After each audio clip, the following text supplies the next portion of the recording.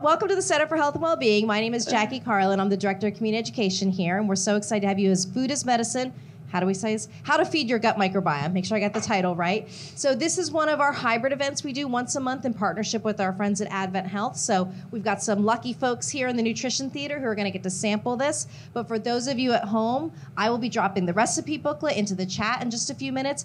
And for everybody here, whether you're in person or at home, we are recording this entire presentation and we'll be sending out a link to everybody. So you can share it with friends, you can watch it yourself. They'll have helpful links in there. So if you can't take notes furiously, either at home or in person, you're going to get a recording of it afterwards. So, but we really we love doing these ones because they're so focused on a specific topic, and really we want you to learn from this today. So use the chat for those folks at home, and for you here in the room, ask your questions. It's going to be very interactive. I always say this because, and again today, it's all ladies in the room. It's girlfriends around a kitchen table. We're all chatting. We're all talking. So, feel free to ask your questions. We might ask you to pause. Our experts here will repeat your questions back so the folks at home can hear it. So, but just, we want to hear from you as we go throughout it. So, other housekeeping things for those folks here in the room, let's make sure our cell phones are turned off or at least on quiet so we're not interrupting. And for those of you at home, please do keep your speakers muted. And you can turn your cameras off if you want, but we really don't want to interfere with the folks at home so that they can hear everything happening in here. Also, for those of you home in the chat, feel free to speak up if you say, hey, I didn't see that product. We will bring it over to these cameras for you. So we'll try to make sure everybody sees it. So other things, everybody that's attending today will receive a survey afterwards. That's a really good spot to not only let us know how today went, but what other specific topics like this you'd like to see in the future. I'm always working with our Advent Health friends to bring, especially, come on in, health-related topics. Hi. But Allison does all sorts of other things.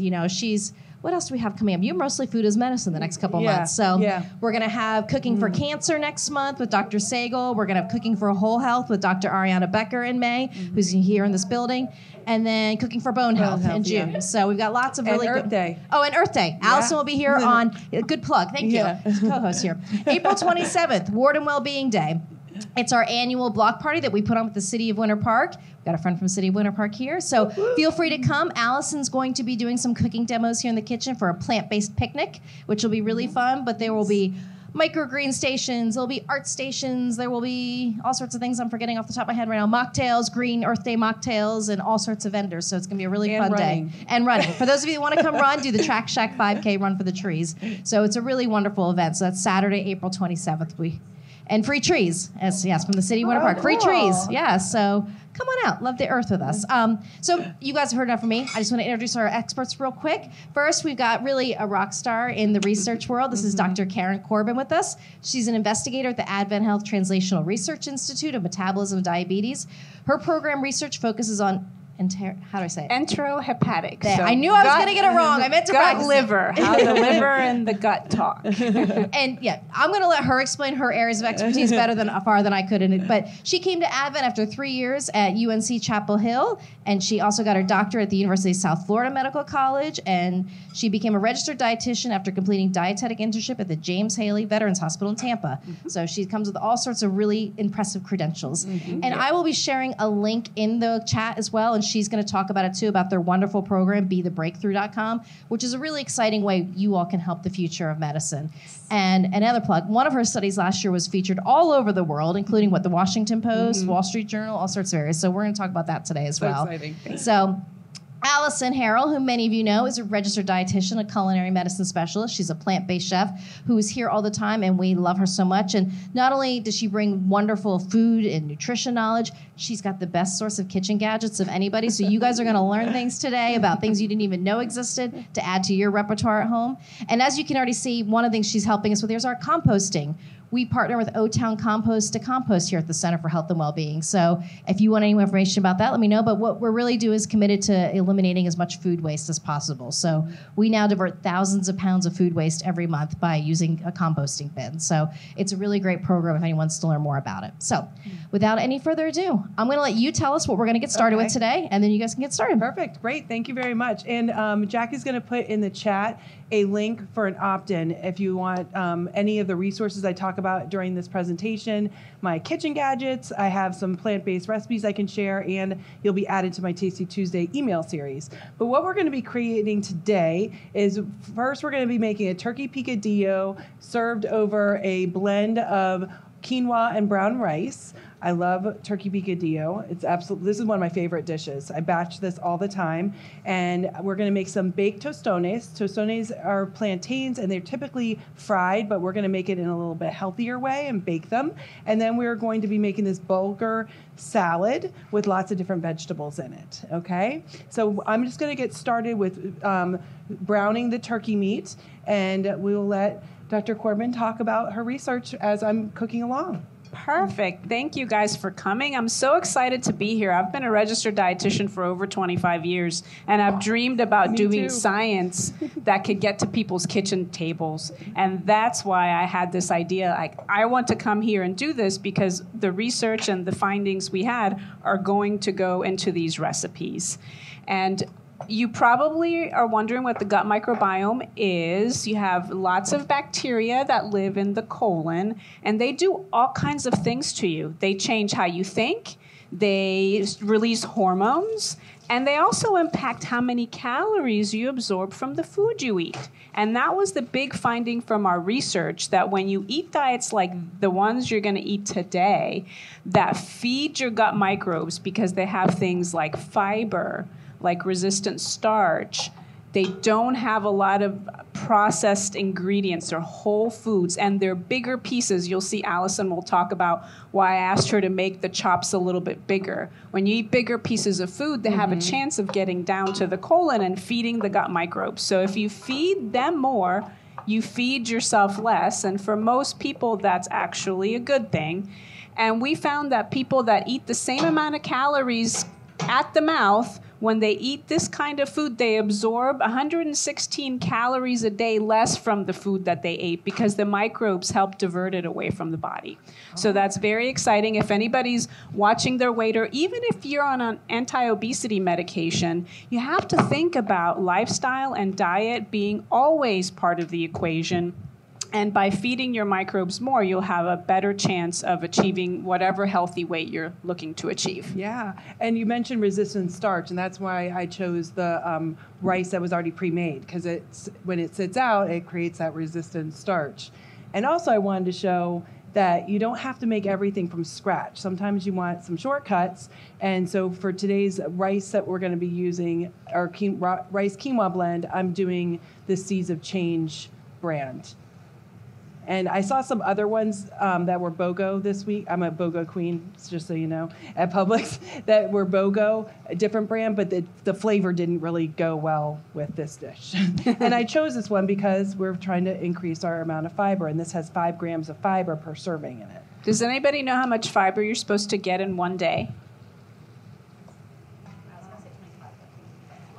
Yeah, so you're supposed to get about 14 grams for every 1,000 calories. So that's about, 25-ish grams, depending. Most people eat somewhere 1,500, 2,000 calories. So that particular ingredient has 5 grams of fiber. That goes a long way to getting you to your 25. It's a fifth. And one of the other ingredients she has also has 5 grams of fiber. Mm-hmm. So you could get a lot at one time.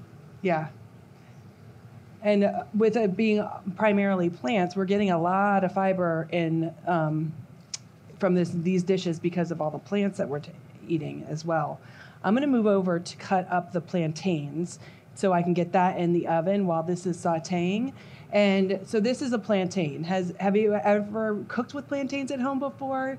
Some people are intimidated by it, but they look like bananas, and they're a little bit tougher. So I just cut the edges off. You can see that in the camera. And I'm just going to score it here and just peel the outer part of the plantain. And I'm going to put them I'm going to cube them and put them in a bowl and put some olive oil on it. And then I'm going to bake it in the oven. And then when they're finished baking, I'm going to take it out and smash it. I will show you that. But I didn't show you this kitchen gadget. I love this thing. This is an olive oil or oil dispenser, and you can squeeze it, and it'll measure out how much you need. Oh, nice. So cool. So you're not getting all your utensils dirty, you're not wasting, and it just is fancy. So that's my one of my favorite newest kitchen gadgets that I've just gotten. So I'm just going to score the... Pardon? I'm going to send you a link to my Amazon store because I put all my favorite Amazon or kitchen gadgets in there, so you can see what I'm talking about, shop around, and decide what you want. So while she's chopping, you can get plantains that are yellow or you can get plantains that are green. And to get more resistant starch, which is our goal today, they need to be green.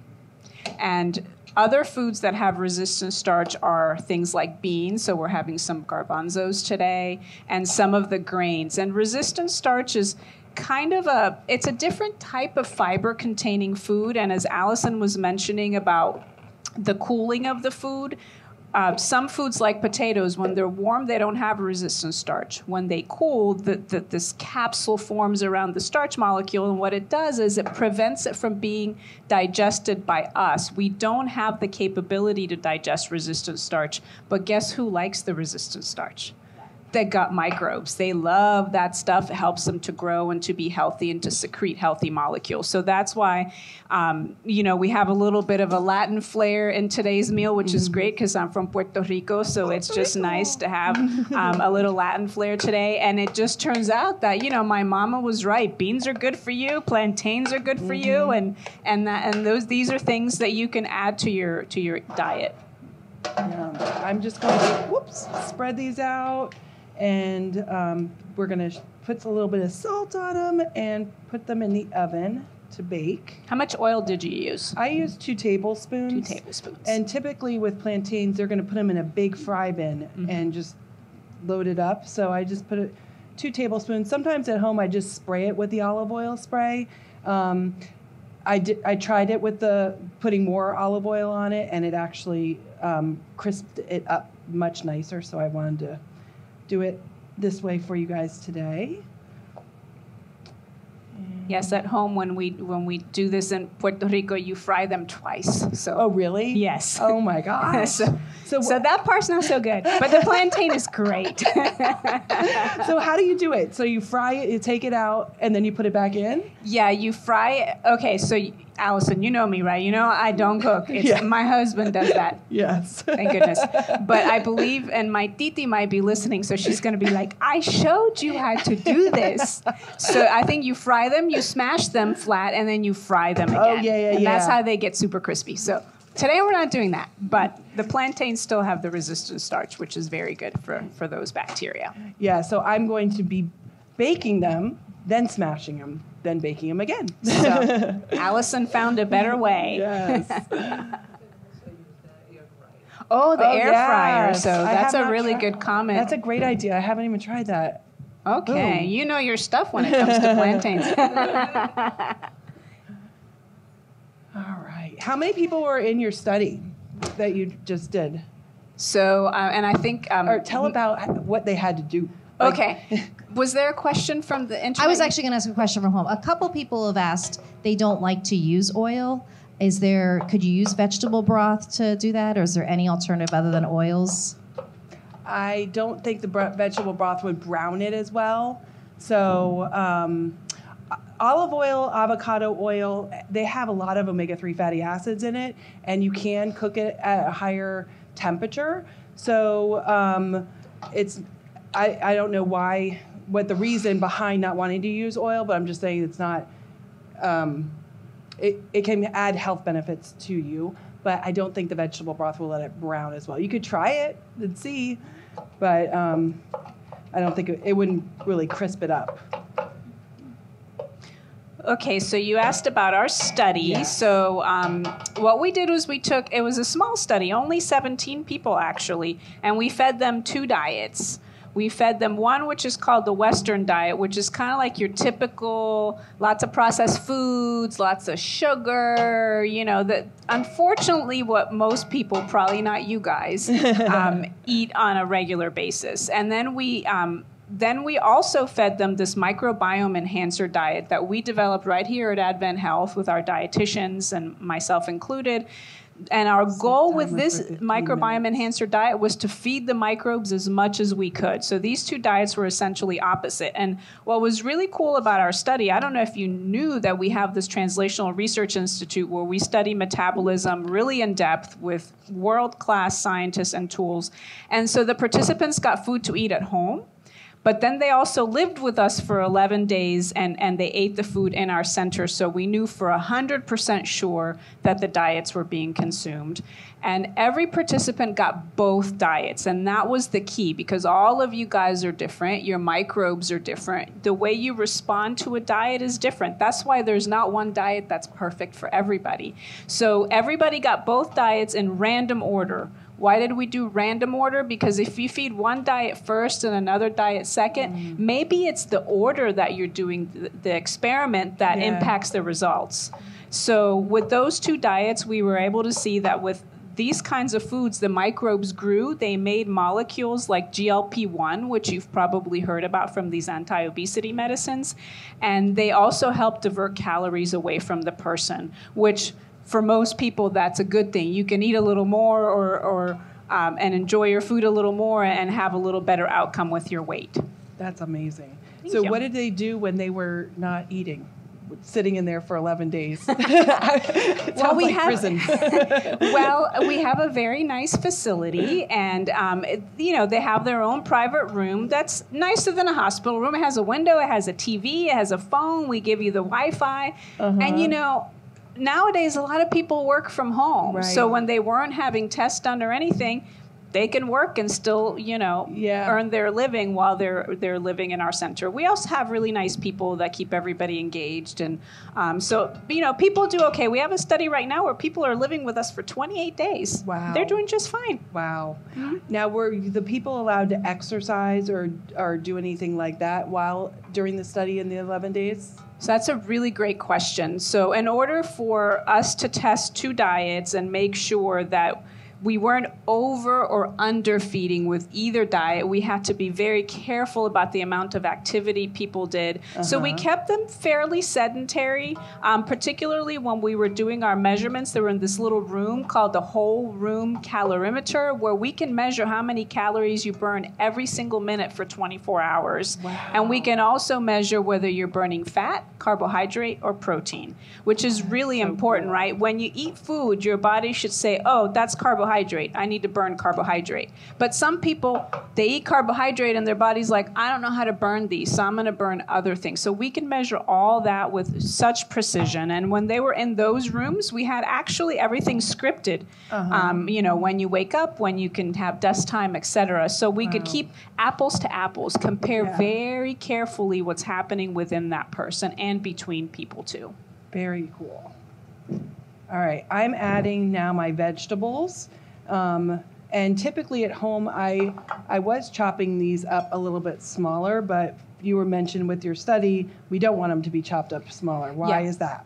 Bigger particles of food have less area for the digestive enzymes to reach them. So that means that little bits of food might actually make it all the way down to the gut microbes, and they like to eat those little chunks too.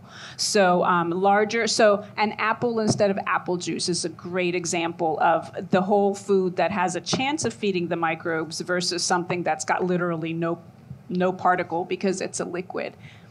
So chewing your food up to like puree consistency is not the best. Well, I don't know. We haven't tested that, and I don't want anybody to choke. So chew how you normally do, but start with bigger particles. Yeah. Bigger size when you can. Yeah. Very cool. Okay, so I've added in, we've got onions, celery, and peppers. And I wanted to show you another time-saving tool in the kitchen is a food chopper. It's not necessary, but I like it because when I do these classes, I'm like chopping a million things, and it takes hours to do it for this many people. So then I'm like, why am I doing this with my knife all the time when I could just throw it in my chopper and have it all, it's broken, I need a new one. Have it all uniform, take out my frustration, and then I have the perfect shape. Stress relief. Yeah, stress relief. Yelling at the kids, come clean out the dishwasher. Bam! You know? So I really like this tool, and I will share the link to this. I actually bought this one at Aldi. It's lasted me a year and a half. I do need to get a new one, but it works just fine. You probably use yours a lot. I do. Yeah, for sure. But like at home, it's really cool. Like if you're gonna make a salad, and I like to do a salad bar in the fridge so that I have all my vegetables already chopped up, so I can pick and choose what I want. Like, do I want to make a picadillo? Do I want to make a stir fry? Do I want to make a salad? I've got all the ingredients already chopped. But if I don't have that, then I'm like, I could just chop all the toppings of my salad in here and just pour it over the lettuce. So it definitely saves you time. Cooking is not easy, okay? People think, oh, it's so easy, just cook. You know, we all have to eat. But it's something, a skill you kind of have to learn, and not everyone likes cooking. And part of the barrier is this chopping and all that stuff. They're like, nah, I don't want to do that. So I like to teach my clients shortcuts to make it easier so that they can get some good, delicious, healthy food for their family and themselves. Now that smells really good. What spices did you put in there? I put oregano, cumin, red pepper flakes. I didn't add too much, so I brought extra in case you guys like spicy. Paprika and garlic. And now I'm going to add some tomato paste. Nice. And we're going to add some apple cider vinegar to this.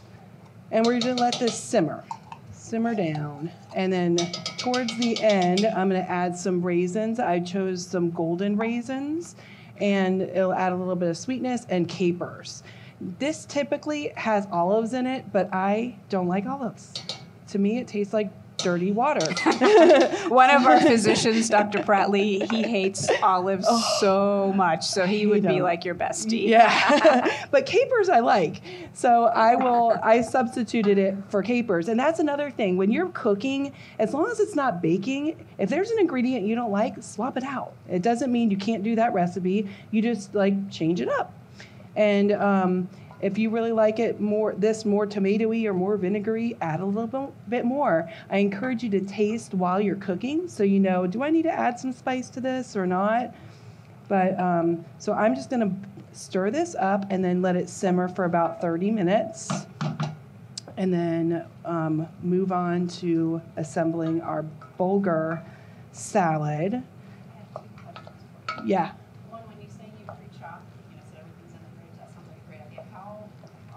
How many days? Probably it lasts about 3 days, I would say. But this is all about gut microbiome. Our gut bugs like the fiber. They like the vegetables. They like the variety. So having it already ready in a clear container, so when you open up the fridge, you and your family could see it, it's like, I'm not going to eat a pepper if I'm seeing it like this in the fridge. But if it's already sliced up and I'm hungry, it's dinner time, instead of grabbing my kids' snacks under the counter, I'm like, oh, I have a sliced up pepper. I will munch on that while I'm prepping dinner. So it's good for your gut. It's good for weight loss. And that's when it's daunting because it's already chopped. Right. Right. And put the television on while you're chopping, or listen to a podcast. And, you know, it doesn't make it so daunting, you know. Or a little salsa music while you cook. Yeah. Or if you have a spouse that likes to cook like her husband, you know, have them come and help and everything, or children. It's really good skill to teach your kids. I went away to college at UF, go Gators. I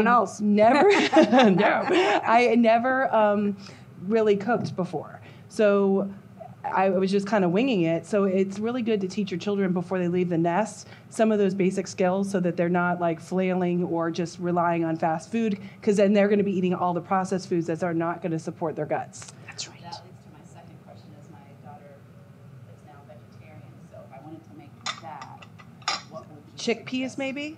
Okay. Yeah, I would do the chickpeas or any other bean. You're Puerto Rican, so you would probably know. What would you do in a picadillo Puerto Rican dish? Probably black beans, maybe. Black beans? Yeah. And so the question was about, you know, somebody's child being vegetarian, and this dish has turkey, and that's actually brings tempeh. Tempeh. Yeah. Yes. Tempeh. Tempeh Yeah. would- Learning more about that and how. Yeah. I've tried it with tempeh before. And I was going to do it with tempeh, but we talked about it and we wanted to do the turkey instead. And why did you explain why? So Yeah. when we, you know, everybody has their preferences, right? And so when you feed your microbes, the diet definitely is going to be plant forward. It's going to have a lot of plant foods, but some people don't just want to eat plants. So the diets we fed in the study had different sources of protein, both plant and animal based. So I think the idea is everybody can feed their microbes within their culture, within their preferences, within what makes them happy. I mean, food is not just about health. You got to like what you're eating. You don't want to eat cardboard, right? So we wanted to show that, you don't necessarily have to eliminate certain sources of protein if you choose not to do that. Speaking of the study, somebody had a question. What happened if the participants got really hungry between their meals? Did they come complaining to you, or how did you guys deal with that? So, we had wonderful participants, and participants are the lifeblood of science. I could not have achieved anything in my career without people like you volunteering for research, and that's what that campaign that will go out to you guys is for you to sign up and say, hey, I'm willing to help somebody like me do their science. But they were really good. We were worried that by giving them so much fiber and resistant starch, they were going to have tummy aches and stuff, and they were going to complain a lot, but they didn't. And I think part of it is because we had them eat the food at home first so they could kind of get used to it. And so we didn't have those issues, but when you are in a research study, you are required to consume all the foods. I don't think anybody complained about being hungry, to be honest. Did anyone not like it? Like, what if, I hate lima beans. I'm not eating that. Well, because that would be me. Yes. So we screen for food preferences, and we say, here's what you're going to eat. If you're going to sign up for the study, you got to eat this stuff. And if they're like, I don't like this stuff, then we're like, sorry, you can't be in the study. So we have to keep... it's because we want everybody to undergo the same experience with food so that we get results that are comparable. So thankfully, our participants did fine and didn't have any problems with hunger or not liking the food. That's great. It's because we have another dietitian that has a wonderful research kitchen, and they know how to cook. So if I was making the food, they would have complained a lot. So you have a kitchen. Obviously, you have a kitchen there because it's like a whole house, right? Yeah, it's like a whole 3-floor building where everything that we need to do for the studies in that building, which is really nice. You don't have to go to 5 different buildings for most of our studies. Everything happens in our building. We have a research kitchen, which is not much different than any other kitchen, except instead of cups and teaspoons, everything's weighed so that we know exactly how many grams of food they're getting. Because, the pepper pieces are different sizes, so you can put 3 different cups of peppers, and when you weigh them, they're not the same. Yeah, and you don't need that kind of precision at home, thank goodness, because that takes way too much time to do that. But in a study, you need that level of precision. I know. When I research recipes and I find them in grams, I'm like, forget it. I can't do that. Yes. The turkey is in that. Yeah. Yes. Yeah. Not of that. This is going to be vegetarian, and the plantains will be vegetarian. Typically, in our programming, we do vegetarian dishes. Oh, did you talk about why we didn't do the tempeh? Because I mentioned tempeh first, because I typically do vegetarian, and there is a reason. Yeah, we just talked about it, that we wanted to show that in our study we had different types of proteins, and it still worked so that people could feed their microbes however it made them happy. Yes. Okay, so here I am going to be assembling our bulgur salad. So we could have used bulgur wheat or quinoa. Farro would be another grain that you could use. The bulgur wheat has 5 grams of fiber in it. And so I pre-made this at home, and this was made with some vegetable low-sodium broth. And this dish has a lot of chickpeas in it, so it has protein. So it'll be a complete meal. We'll give you a bigger portion. And so in this dish, I pre-made the bulgur wheat, and we are going to be adding in some roasted peppers. This is great for time saving in the kitchen. We've got some chickpeas or garbanzo beans that I've rinsed. They're low sodium. This is another kitchen gadget I like. It strains out the water without getting the beans everywhere. They don't have a garbage disposal here. Imagine that. So I was like, I need something that's not going to get all the beans all over the sink. So we've got our garbanzo beans. And I opened up an extra can of garbanzo beans. So we're going to load it up and have more garbanzos with this. And we also have our Italian parsley. Now, I already chopped up some of the Italian parsley. And like I said before, these recipes, as long as you're not baking, this is like a template. So do you like, more of one ingredient or the other? You could add a little more, add a little less. I like to store my my herbs in a jar, and I reuse my jars. Like you'll notice this is like a jar from something else. So I'll just store it in water, and then you can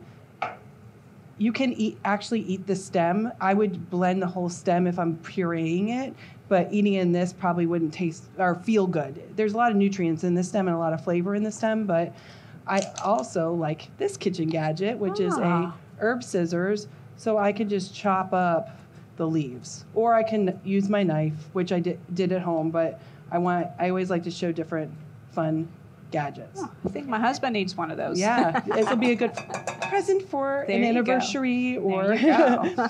So I need to check the plantains. Hold on Okay. 1 second. All right, that looks good. I'm going to take this out so I can smash them. Yes, And then that's re-put 'em another back way to in. get your aggression out. Yes. Smash the plantains. Yes. While she's doing that, Dr. Corbin, one of the questions was about any advice on nurturing sensitive gut but not losing too much weight. If weight loss isn't their goal, but they still want to nurture gut health. So that's a really fantastic question, and one that I cannot answer directly. One of the new questions we have is, do some people have a propensity to absorb more or less calories for some reason? For example, if you're a person with obesity, is part of the reason for obesity that your gut microbes love to send back the energy to you? It's quite possible that people who are at a healthy weight, the gut microbes probably know how to balance the energy in the right way. Maybe you don't lose as many calories as you would if maybe you needed to lose weight. And so I think we need to actually study this, and we have a grant in to compare people with and without obesity to understand this exactly. But I really think that unless you have, fiber or grains give you tummy aches or anything, I don't think that eating to feed your microbes is going to have a negative consequence. If you think about it, energy is the currency of life. Our bodies are designed to make sure we have enough energy to suit our needs, because without energy, you can't survive. You need energy for breathing and making new liver cells, et cetera. So there's an intuitiveness to it that I think is built into the system, but we haven't tested it in something like, say, an eating disorder. Maybe when somebody has an eating disorder and they need to really replenish, maybe this isn't the way to go. I don't know the answer to that, but I think for the vast majority of people, it's not going to have, you're not going to lose more weight than you need to, I don't believe. And it's so much fiber, it helps with other issues like prevention of diseases and things like that. So I think adding in more fiber is always a good thing. I don't know of a downside, but we haven't tested that, whether there are some groups of people that would have, some sort of negative consequence. I can't think of one, but it's definitely something that maybe they could gradually feed their microbes more and see how they do versus, doing it all at once. And I think on that front, the next question was any foods specifically to help alleviate constipation. But it sounds like with all this fiber that you're recommending Drink here, water. Yes, and make sure you drink plenty of water. And if you typically don't get much fiber, which is true for the vast majority of Americans, gradual is a good thing. Slowly increase your fiber so your body can adapt to it. We didn't do that in our study. We just gave them the diets, and we didn't seem to have issues. How but much I think fiber did they have? So it was actually double the recommended amount, so 25 grams per 1,000 calories. So if they were getting 2,000 calories, they were getting 50 grams of fiber, plus the resistant starch on top of that. I know this sounds weird talking about potties during this, but the dietitians talk about that all the time. Were you monitoring that and recording all that in the study too? So we did not record bowel habits other than if somebody complained that they had an issue. And I just don't want to talk much more about that because people are eating. Yeah. But I'm more than happy to talk about it. Yeah, I'm just curious. People eat. Yeah. But next study we are going to monitor a little bit more closely. Gotcha. When you do a study, you try to think of everything, and there's always something like, oh, I should have done that, but that's okay. A question specific to what Allison's doing right now. We have Caitlin in Canada watching. Hi, Caitlin. Who has not been able to find plantains up there. So is it sweet bananas? Is it, is there, what? No. Probably not. I mean, plantains are plantains. We're here in Florida. We have them plentiful, but. Come to Florida on vacation. We've got plenty in our stores right now. And the plantains are to get resistant starch. So maybe this recipe is not accessible to you, but anything with beans, with some of these kind of ancient grains that have not just regular fiber, like soluble fiber, but they also have resistant starch, you would meet the same goal even if you don't have access to the plantains. Yeah. And someone suggested, Davida suggested a yellow sweet potato as a sub for a plantain to try this recipe on. Okay. That's an interesting. Yeah, that'd be good. I like smashed potatoes with cheese on it. That's always yummy to me. So I wanted to explain what I just did. It's very easy. You just take a glass and smash down the plantains after they've been baked. I sprayed a little bit of olive oil spray and added a little bit of salt to it. I'm going to put it back in the oven. Those look good. I have a home of picky eaters. It's really annoying. But my youngest has gotten more adventurous, and this is one of his favorites. Oh, nice. So good for I him. was shocked that he even tried it, and now whenever he sees the plantains on the counter, he gets all excited. So nice. It's, if you have picky eaters in the house, constantly exposing them to new things. And in the last week, my son tried a hamburger for the first time. He's 15. I'm like, where, what? And he tried cobia fish for the first time. And I don't like fish. I'm a native Floridian, and I'm weird. I don't like fish. But he loved it. So I was like, you go. Maybe we're getting out of the picky phase. Awesome. Allison, we're going to go backwards for a second, but I saw you using a can of chickpeas, and somebody asked about your thoughts on canned chickpeas versus dried, because there's been some concerns about the BPA. Yeah. I try to use cans without BPA in it. They do have cartons. They're more expensive. I could do the chickpeas dry. Timing. Yeah. It's like 6 hours of soaking. So my goal is to get food on the table. And I don't have all the extra time to do all the that. So you kind of have to pick and choose where you're going to put your focus. If I had all the time in the world and I wanted to be more, explore that, I would do it. But also I'm trying to teach people to change their habits, just tweak them a little bit and incorporate more plant-based proteins, more vegetables. And if I find if I'm like, okay, now you got to soak this and I'll see you tomorrow because now can't cook it till tomorrow, that's going to be a barrier to getting food that's going to be good for their bodies. So I do organic, I do BPA-free cans, and so that's my take. Yeah. But I have used beans, like if I'm making like a falafel, but you have to soak them the night before, so that's the issue.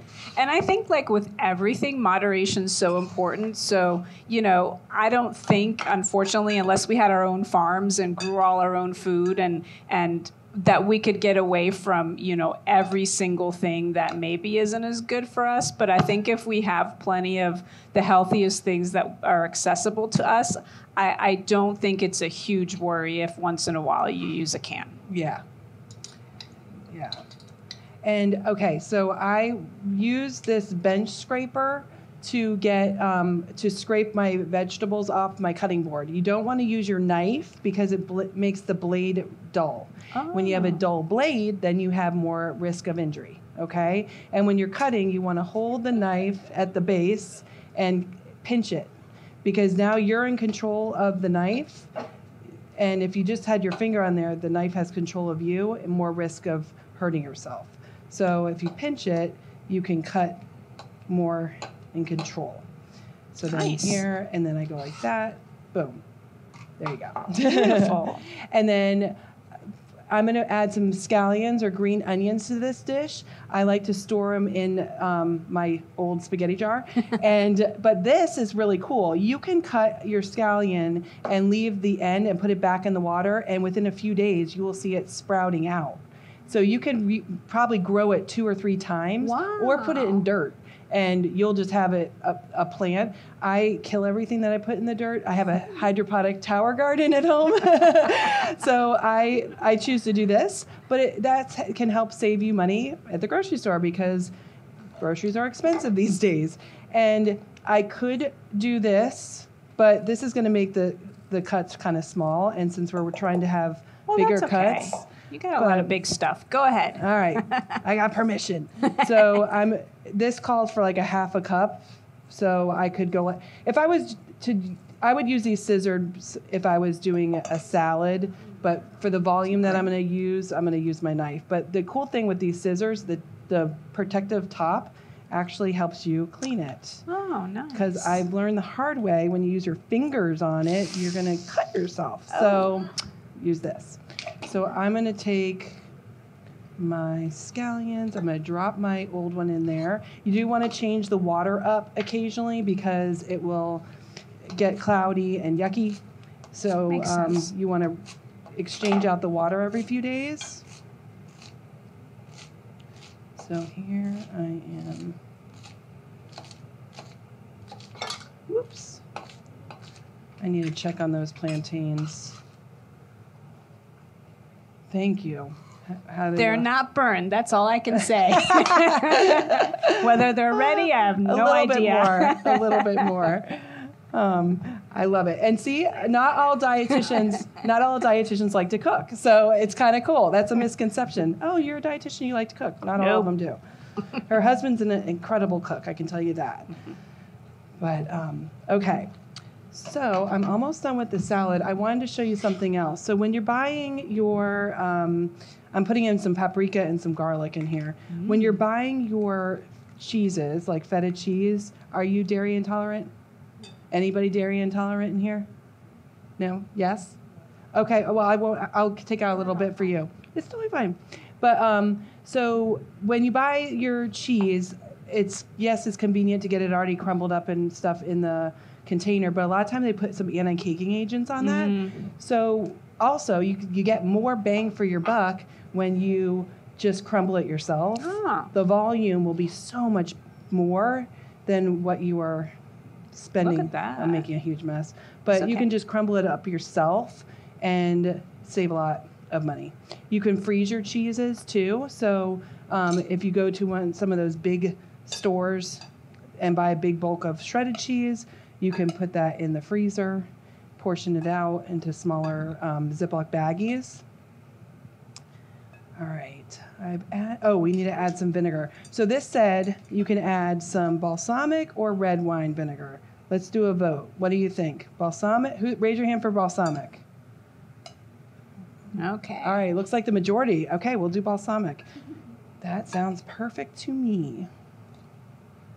Okay, let me clean up around here. Hold on a minute. Look, I'm stirring stuff. That's just to make sure it doesn't burn on the bottom. Please, why don't you pour these in and stir? Okay. You're like, I don't want to do that. I do help my husband a little, but sometimes I mess stuff up. Oh, the whole thing? Yeah, whole thing. I love it. Like I messed up already. I love capers. Capers are so delicious. All right, some salt. Yeah, you definitely have to get photos of Dr. Corbin cooking. Yeah. And it doesn't happen very often. We'll send it to your husband. Yeah, I'll put it on the internet and say, well, once in a while I cook. All right, pepper, and then that I can do it. I just don't want to. That's what I say about ironing. Ironing's like the worst thing. Who invented that? I refuse. I don't like it. When I met my husband, I was like, that's one thing I won't do. You just need to accept that. And and we were going to a wedding. I didn't even own an iron, and he was at my house. It was before we got married, and we had to go to Walmart and buy an iron. I'm like, well, you're doing it, not me. I'm not doing it. I'll cook. Yeah. Yes. Okay. So in this, we have bulgur wheat. How many of you had bulgur wheat before?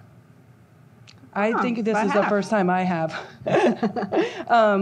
We cooked it in vegetable broth. We have garlic, parsley here, the garbanzo beans. I doubled the garbanzo beans, red peppers that are roasted, green onions, the balsamic vinegar, paprika, salt, pepper, and then I'm going to portion. Does anyone not want feta in it?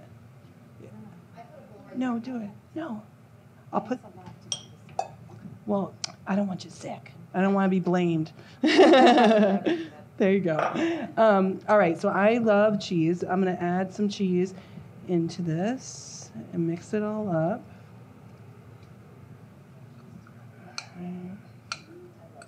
I love cheese too. Yeah. Moderation and variety. You know, you got to eat what you love. Yes. It's a good accessory. If it helps you eat more fiber-filled foods, I'm happy with the cheese. There you go. All right, I think we need a little more. And that's actually a really good point because the microbes like the fiber. They like protein too, but if you eat a really, really high protein diet and not a lot of fiber, it doesn't have the same health benefits as when you get a balance of both. So this gives you, both of these dishes give you that balance. Yeah. All right. Let's see.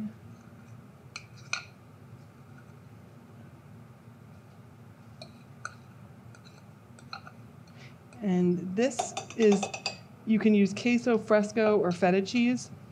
I always have a hard time finding queso fresco in my Publix, so they taste very similar.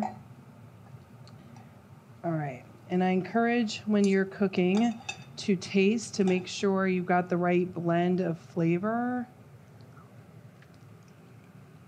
Still not burned. Yay. Elaine, or Dr. Corbin, Elaine asks, what do you consider the ancient grains? So those are things like quinoa and farro, probably the stuff that you like never buy. Mm-hmm. Those are usually kind of considered your ancient grains. So I love farro. Diversify your grains. Farro is delicious. I had at Panera, years ago they had this salad that was with a mango chutney, and I found out it was farro on it. So then I was on a quest to find it, and it was so hard to find. But now you're starting to see more of these specialty grains in the grocery store, which is great. Yep. Yes, Farro. It's in the rice section, and it's about eye level. It's chewy, nutty flavor. I love it.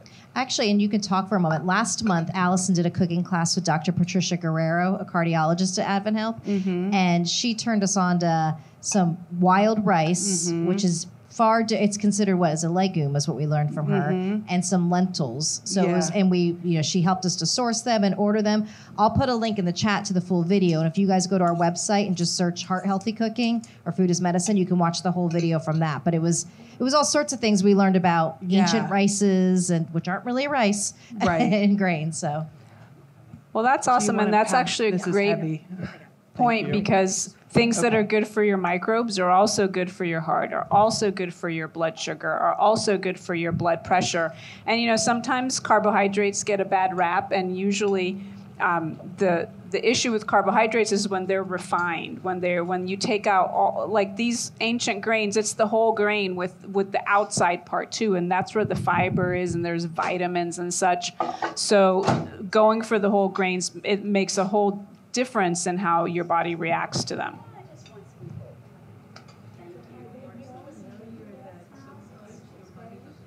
Are they grown in the U.S.? I don't know. I haven't looked at the label to see. I would hope. Ancient grains, she asked if they're grown in the U.S. I would think that they have some, at least. I would think so, but I don't actually know that if they're grown in the U.S. And then the other question I just got was about, I mentioned that some people maybe aren't able to use the carbohydrates the same way. You'd have to know that because your blood sugar can't get under control and things like that, so you would need some medical intervention.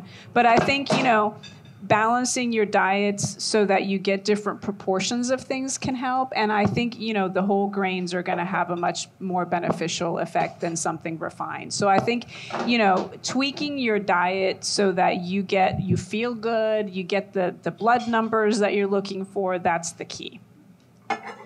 You're welcome. That looks good, guys. Perfect. Yay.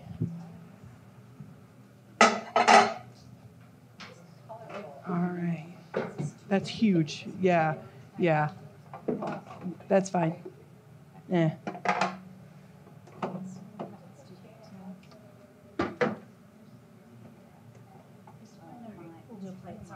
all right. No, I'll do. Oh, yeah. I think they publish the recipes online, so I don't think it's a problem These to are have so them. heavy. Okay. Let me put them on. I'm like,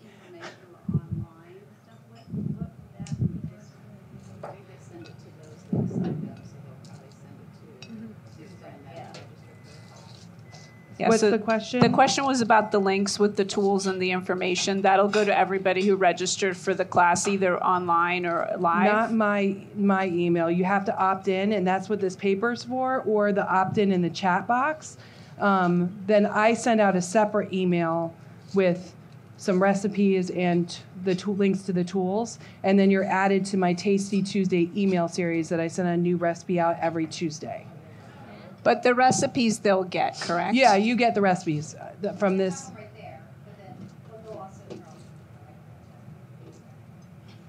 We will send everybody one link that in it will have this video. It will have the recipes. We'll put a link to Allison's opt-in as well. And we'll put a link to Be the Breakthrough as well. Great. So everything will be embedded in one page. Perfect. But the fastest way is for those in the room, sign up on the sheet there for Allison's. For those at home, I've been putting her link in the chat, so you can use that to sign up for it.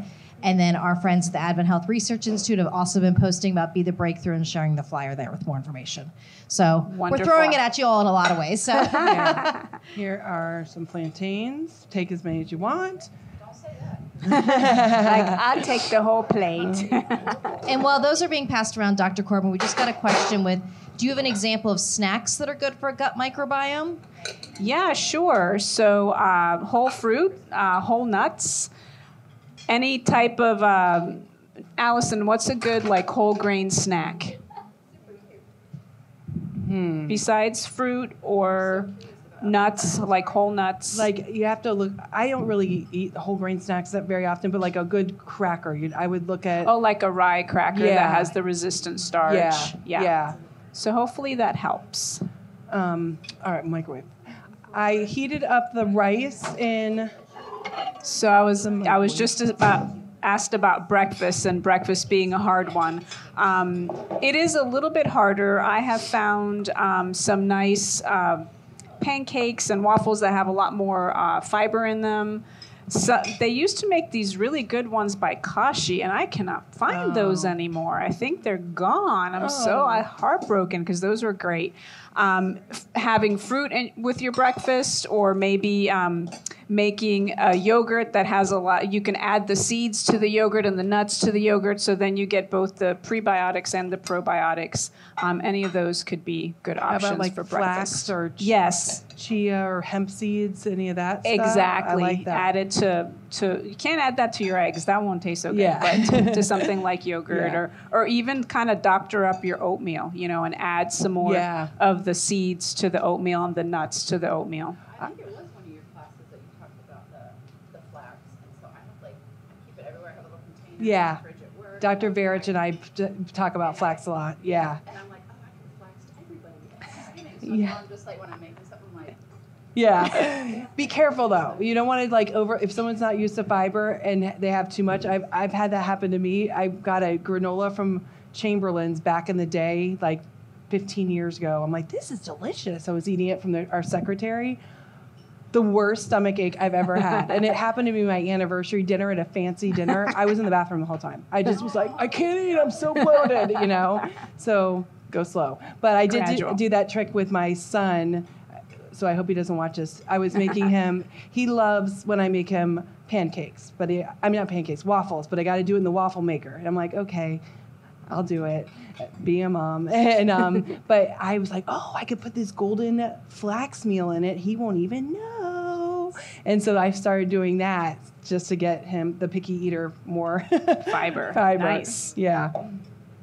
And when you buy flax, you want to make sure you grind the seed. If it's not already ground, keep it in the refrigerator so it stays fresh longer. But if you ingest it whole, you're just gonna get it gonna come out the other end. Yeah, the same way it came in. Because I told her about the classes. Yeah. And the flaxseed, and I made her those nut butter cookies. Uh-huh. She's like, oh my gosh, these are so good. She's up in North Carolina. So the next time we went to visit, she goes, oh, Carmen, look, we've been putting the flaxseed in our stuff.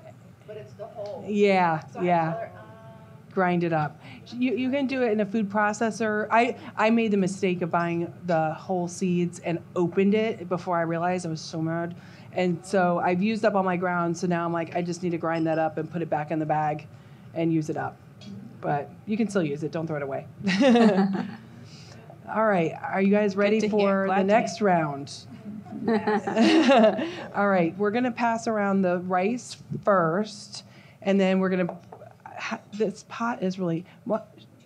Let me do a separate... Yeah, let's make it over here and pass it out, because this is way too hot and heavy. Yeah. So we can put them in bowls. Perfect. There we go. Okay, so for the picadillo at home, I will make this with either rice. I will do cauliflower rice. I've put it in a potato. This is a really awesome dish to be able to freeze. I love batch cooking to save me time when I don't feel like cooking. So I will make a big batch and then freeze some of it and put it in the freezer and have it for lunch if I'm busy, or kids are doing sports and I don't have time to cook for myself, but they're taken care of.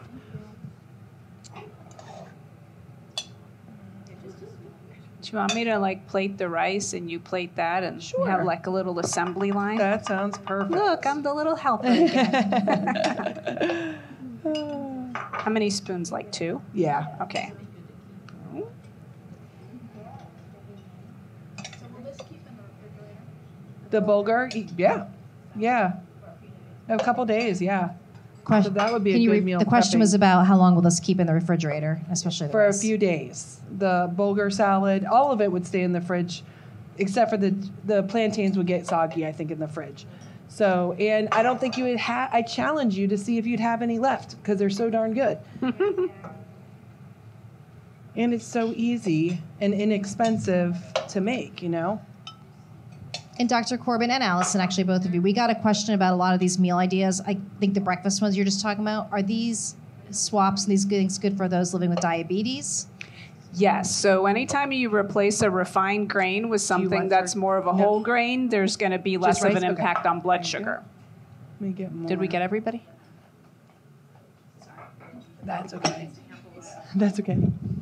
All right. So she just wants rice. Okay, got it. And then we'll give our friend at the kiddie table. There you go. There you go. So I like these packets too. So a lot of times I hear people cooking for one. And I can relate because I was, for a period of time, a single mom that didn't have my kids all the time. So I was cooking for one as well. And I'm not necessarily wanting to cook up a big meal. So that's why batch cooking is so helpful. And these are great because one pouch, they call it a serving size. It's a lot bigger than what I would have for a serving. But this could last me for a couple meals. We had extra. You're welcome. Yeah, that's ridiculous. It's 3 servings on the diabetic exchange. But they are saying 1 pouch is the serving size. But this would last me for 3 meals. Or if I do make a batch of rice at home, I will put it in a big Ziploc bag, lay it flat, and score it, freeze it, and then it's scored so I can just break off a frozen piece and boom, I've got a serving. So that saves me a lot of time and money by using my freezer. Your freezer is your friend. So. Awesome. You guys have happy microbes today. Yes. Mm-hmm. Yep. She asked if you could do that with any rice. Yes, you could do it with farro, with quinoa, really any rice. You could do that. Mm-hmm.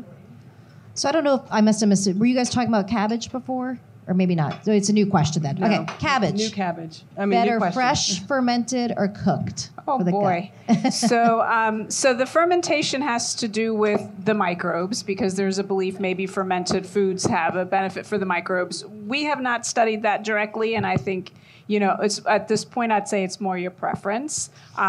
I don't think there have been really strong studies done to see exactly what fermented foods do to people's gut microbes and for whom. So I'd say go for your preference.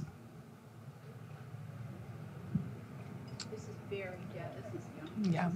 We're getting rave reviews from the live audience, yes. so make this at home, people. And cabbage is also a cruciferous vegetable, and it's good for cancer prevention too. So we're talking about gut microbiomes and stuff like that and weight loss, but that also impacts so many other things: obesity, heart disease, diabetes, depression, anxiety, all sorts of stuff, because our gut's our second brain. So fiber, fiber, fiber. Yes, feed the microbes. Mm-hmm. That's the big lesson for the day. Yeah. All right, so the picadillo is like my legit favorite meal, and none of my family members eat it. Can you believe that? I know. So, since we have a second while they're eating, if Yeah. people wanted to know if you could go back and revisit, and I'll probably change the camera, your Yeah. fresh vegetable, your fresh herbs. Yes. So how long can you keep them? How long do you change? Often do you change the water? This will last with the cilantro or parsley. It would last probably.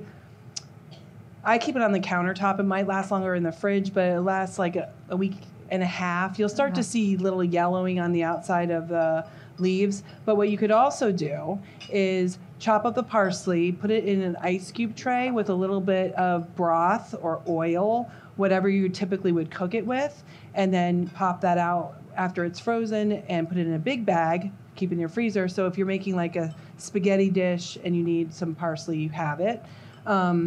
This will last for weeks and regrow. This is the green onions or scallions. So you want to cut it down to the end and then put it back in the water and it will sprout. Literally in days, you'd be surprised. Do you even put it in a tall jar like that? Just a little nub underwater, or? Just a little nub underwater. The water's only up to here. I was just like in a rush and I didn't have any more short jars.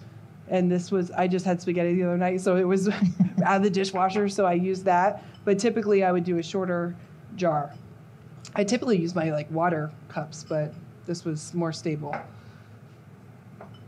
But yeah, and freezing the different herbs in the ice cube trays. And the other day I made a dish that I made sweet and sour chicken, and I needed pineapple juice, but I needed a tablespoon. And I'm like, I'm not wasting this whole can, and I'm not drinking it. So what I did was I put it in the ice cube tray, froze it, boom. Next time you need it, you just chop it out. Yeah. Nice. Enchilada sauce. My son found a TikTok recipe that he really wanted, so I made that for him. And I needed 1 tablespoon of enchilada sauce, and I wasn't going to waste a $2 can of enchilada sauce, so I did the same thing. So now I've got it. Next time he wants that burrito again. And what else have I done? You can freeze a lot of vegetables too that you would be shocked. I'm a sucker for a farmer's market and a BOGO deal. So I have 1 million little baby tomatoes in my freezer, and you'd think, can you freeze tomatoes like that? Well, the little round ones you can freeze, and then when you're roasting vegetables, you just throw them onto the roasting pan, and they taste delicious. So I don't like to waste food. I also, at Costco, they have bags of organic zucchini for like $3.99. It's ridiculous, like 10 zucchini and squash. And I'm never going to eat that much in a week because I'm the only one eating it. But I chop it up into cubes and put it in the freezer. And then in my smoothies, I use that instead of ice cubes. You don't taste it. It tastes creamier, and you get another serving of vegetables and more fiber. Good for your I had that on my way here. What? Could you also roast those like you do with the tomatoes? They're very high in water content, so I have never tried that.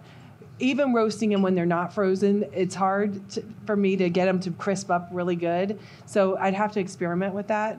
But I've also done the frozen cauliflower florets and rice in my smoothies the same way. You can't even taste it. Sneak them in there. Yeah, you cannot even taste it. And then I made for one of these classes a cornbread it had zucchini and blueberries in it. It was very delicious, but you could see the green from the zucchini. And I didn't want to peel it because there's a lot of nutrition in the peel.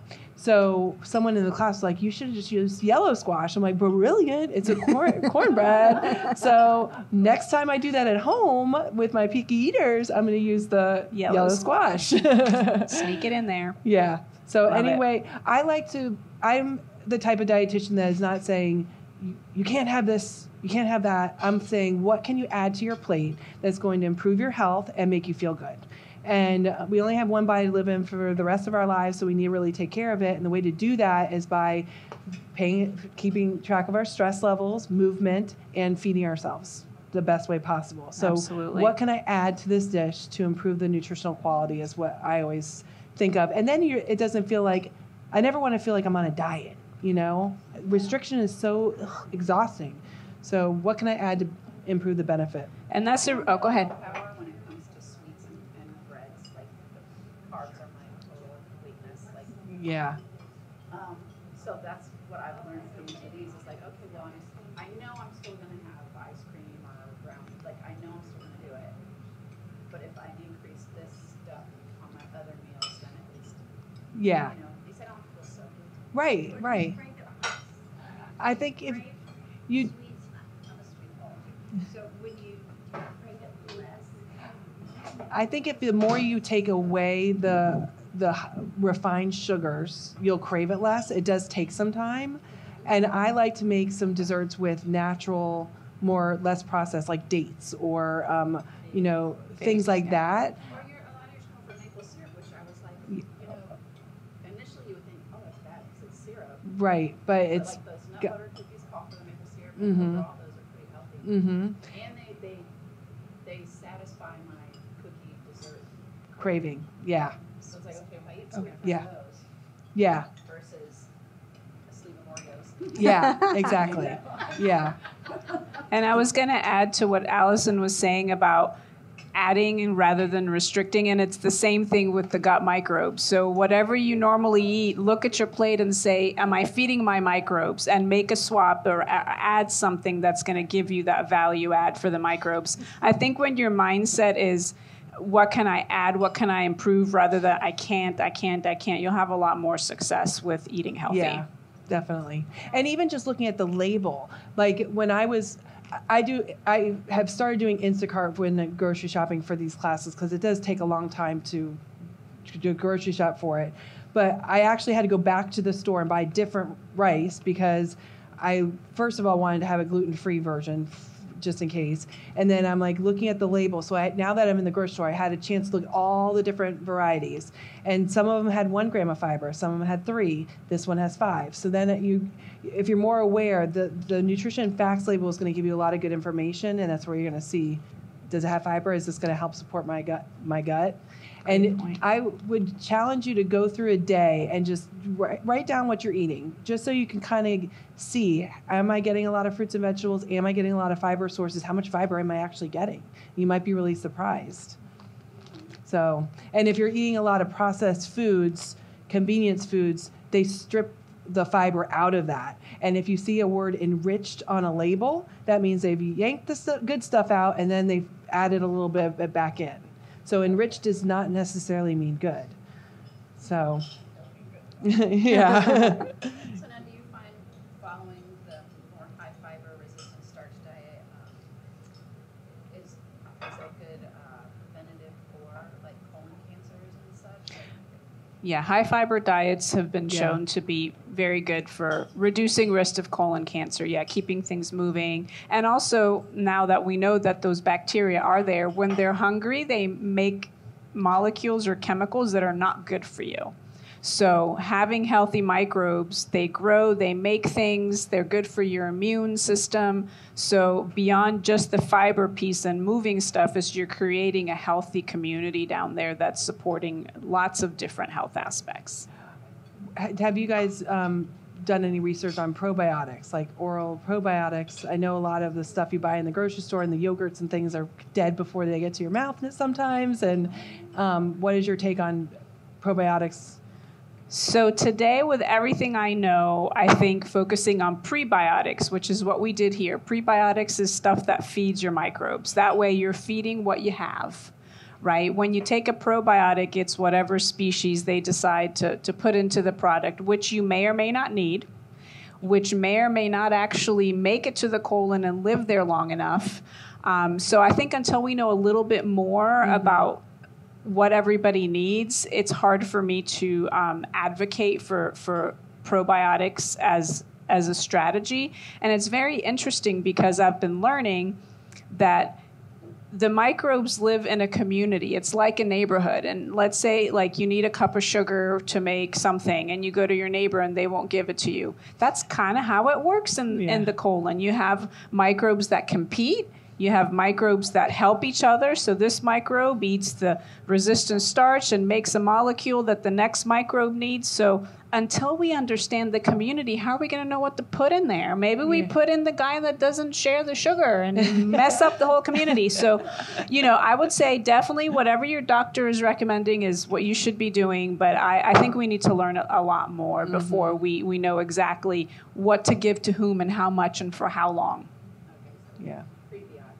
Prebiotics is this that we did right here. And that's great because it's food and it's got all the other, we didn't even talk about vitamins and all the other great things that are in all these microbiome friendly foods. I have another random question. Yeah. Like breads.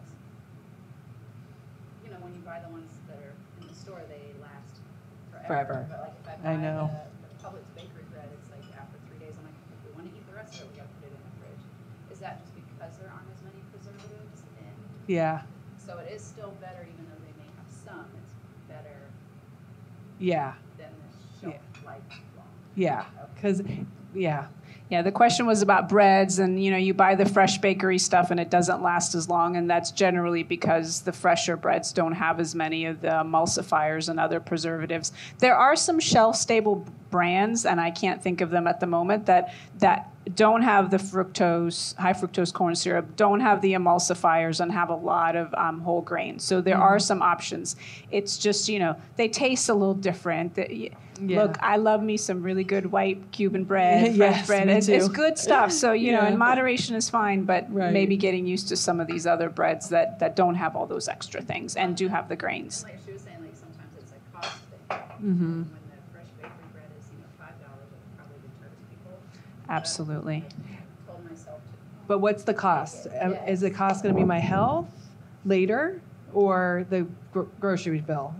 I think the medications cost a lot more later if we're feeding ourselves with poor quality food. Well, that's something else I've learned from the classes I've taken. Yeah. Sometimes it costs a little more, Right. but it's worth it in the long run. And you feel better. It's not just like saving money later because of disease prevention. You're actually enjoying your life. You have more energy. You feel good. You look good. You just are more vibrant. So food is medicine. And that's why we teach these classes. Well, that's as good a place as any to wrap it up, Allison. Thank you. Thank you, guys. Allison. Thank you, Dr. Corbin. And thank You're you all for welcome. participating, both here and at home. We lost our video for a couple minutes, so sorry to those at home, but the video feed to our studio was solid, so when we send out the link to everybody, that won't be gone. But sign up for more Food is Medicines. And again, if you can't make it in person, sign up for the webinars because we always offer these. And it's always a good idea to sign up for both because then you get the link afterwards too or can share it with friends. So we really appreciate both of you, your expertise. And we're going to wrap things up on the webinar end, but we're not kicking everybody out immediately, but we'll try to start wrapping up. So thanks everybody for coming today. And don't forget to do your surveys. Thank you. Thanks, and everybody. give us ideas of new topics that you like to have because that gives us ideas as well.